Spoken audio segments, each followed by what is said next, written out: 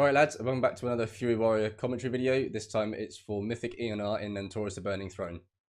This is where I go over how I approach the fight from a progression standpoint, and that includes going over my talent selection, legendary selection, and trinket selection. So talent selection, I'm going to go for the build which is typically for adds and kind of bursty AoE. So that is War Machine.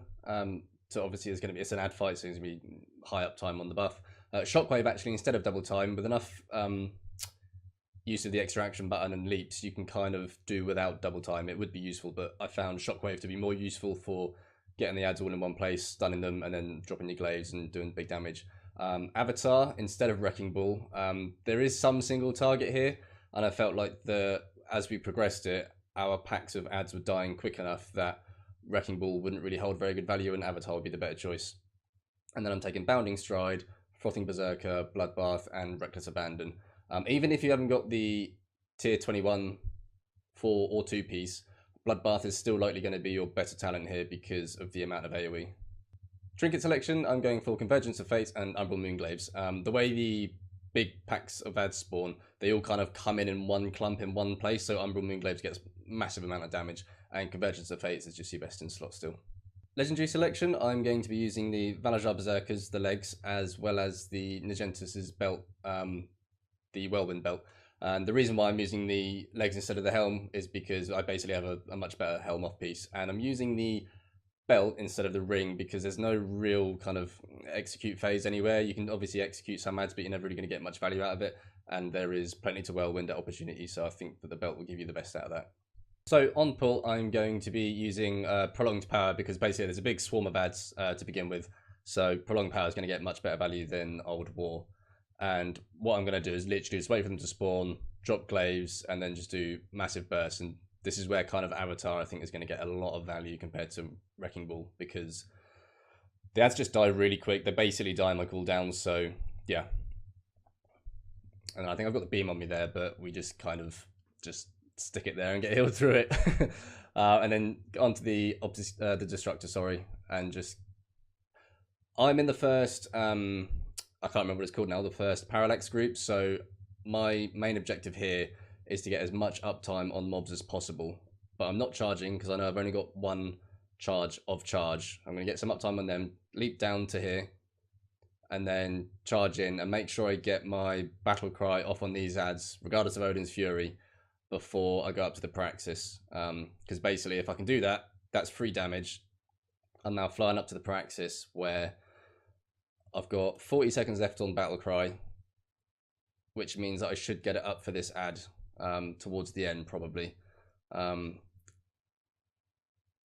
think I did try going in there with Battlecry off cooldown, but it never really comes back up with enough time to make use of it for the last part of this mob. So that's why I use it on the ads before and then jump in here. And this is really just single target and making sure to interrupt the Mind Blast and the other cast. We have an interrupt rotation. So I've got Battlecry just coming up towards the end, and it does do a lot of ramping damage.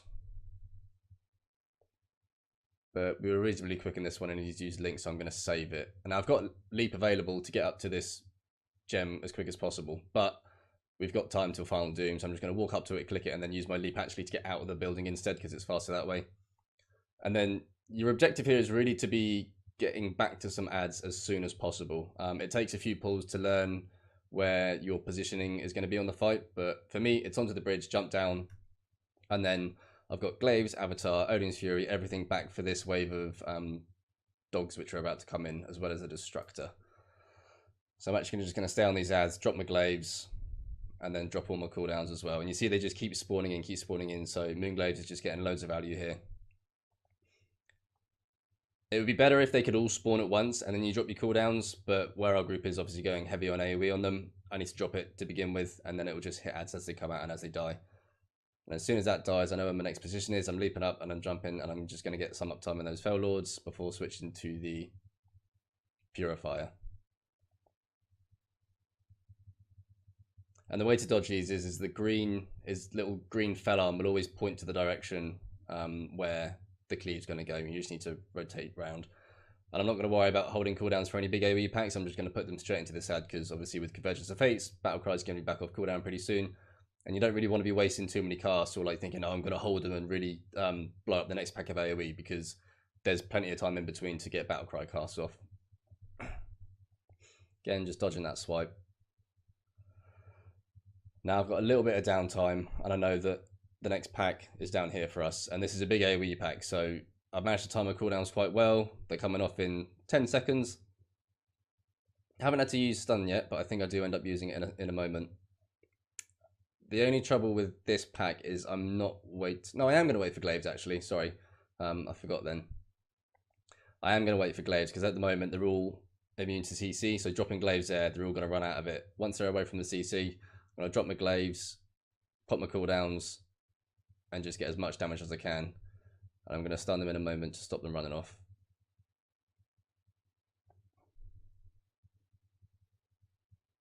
Maybe not. I lied again. It seems that my memory is a bit lacking. When the ads get to low HP, kind of like 40%, you can come off them because Eonar's cast will kill them. So instead I'm switching to the Purifier. Again, just making sure to keep that uptime good and keep resetting Battlecry. Again, I know where my next position is. I'm leaping up back onto the middle platform, ready for the ad to spawn. And this is all it's really about, is just trying to plan your movement, plan your position, and then get a feel for when's safe to use your cooldowns, when's good to use your cooldowns, and when they're going to be back up to get the most out of them. It's unfortunate there's a lot of waiting around at this bit. Can't really do anything.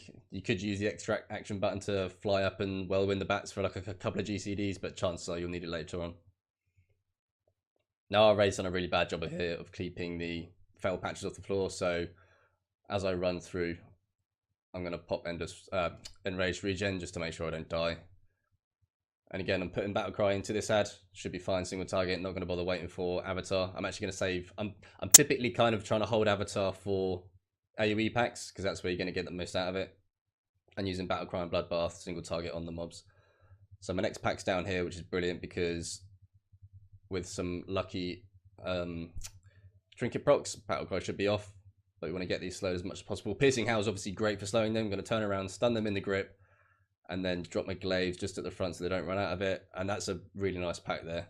That's where stuns come in, you know, massively useful. If you hadn't had stun, then they would have run off. I mean, they've run off out of the final tick of my Moonglaives there, but got some decent clips on them. Just finish them off, and I'm going to use my extra action button to jump up and get on the Fel Lords. Now I find this part of the fight is like a very awkward part for us. It's basically just 2 target cleave on ads which have massively high HP. And I'll be putting Battlecry straight into that one, because I know it's hopefully going to be reset for the next ad, which will be a Destructor back at the start for me. So you don't really ever want to be running around for too long with nothing to hit. Even if you're kind of hitting things as you run past your next location, you want to be hitting things, making sure that you're proccing Convergence of Fates and getting your cooldowns reset, ready for the next big pack. So you see there, Eonar's cast didn't actually finish them off, so I'm going to stay here and help kill these. Otherwise, they're just going to wail on Eonar. Like I say, they got a shitload of HP, and I've actually used Battlecry there again to get some executes off and just try and finish them off as soon as possible, because they're really doing a lot of damage now. Tried to stun them as well, but unfortunately the obfuscate had run in and I didn't realise. So just going to finish that all off and then immediately use my extra action button to move to the entrance to the Destructor. So I've got all my CDs as I get up to the Destructor, and I'm just going to put them all into the mob, because at this point it's like, it's the critical time. So we've got Bloodlust, the other team's doing their Destructor, we're doing ours. So I'm going to use Avatar as well as Battlecry and the rest of it, just to get as much damage into this as possible and kill it as soon as possible, because we need to get back to Eonar for what's going to be quite a sketchy kill when all the ads start coming in. I mean, there's nothing much really to the Destructor. Get an interrupt rotation set with your tank and the other melee DPS and just make sure none go through.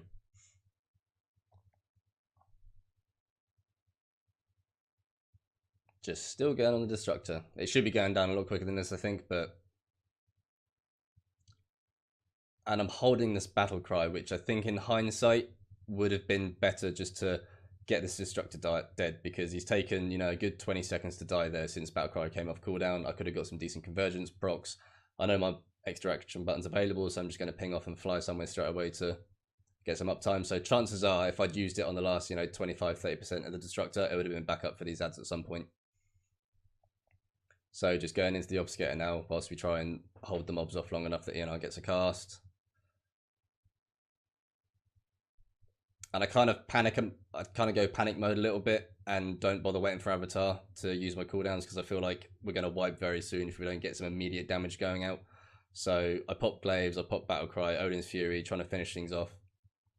And I just pop Avatar there at the end there without any other buffs, because I know that we're not going to be alive in, you know, 20 to 30 seconds, so there's no point trying to hold it for the next set of Battlecries. And there we go, there's the cast. So we did kill it. A little bit sketchy, but it kills a kill.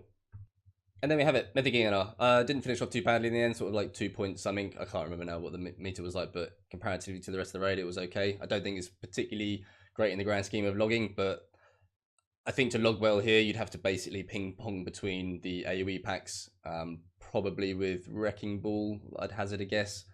But Avatar definitely works. Keep up time on mobs to reset Battlecry in good time. Try and get your Moonglaves and your Avatar dropped onto your AoE packs, and plan your movement. Try and plan where you're going to leap, plan where you're going to use your extra action button, and then you should be good. You can catch me on my stream on Coburn_25. That's for the EU time zone. Otherwise, I will catch you on the Eonar kill video. I do have the footage. I just need to find some time over the Christmas break to put it together and put it out for you. Cheers.